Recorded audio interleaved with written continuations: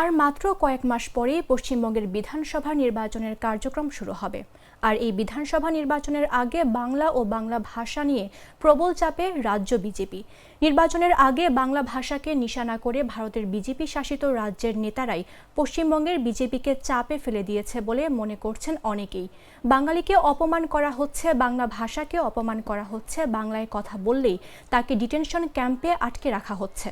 অনেক সময় দেখা গেছে বাংলা ভাষায় কথা বলার অপরাধে জোরপূর্বক তাদের বাংলাদেশ পুশব্যাক করা হয়েছে বলে বারবার অভিযোগ করেছে পশ্চিমবঙ্গের মুখ্যমন্ত্রী মমতা ব্যানার্জি।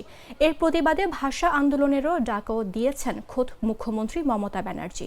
পরে বঙ্গভবনে পাঠানো দিল্লি পুলিশের একটি চিঠিকে হাতিয়ার করে আবারও সরব হয়েছে রাজ্যের শাসক দল তৃণমূল কংগ্রেস।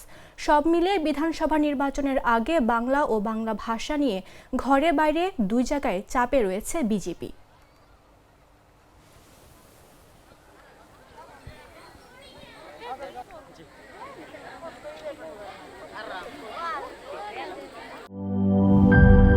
লাল সবুজের দেশে নতুন রঙের বেশে ঘরে বাহিরে সাজানো বলকে রেইনবো রেইনবো রেইনবো পেইন্টস রে সাশ্রয়ী দামে দেয়াল রাঙায় রেইনবো সবার রং সবার ঘরে ঘরে Rainbow Paints, the color of joy.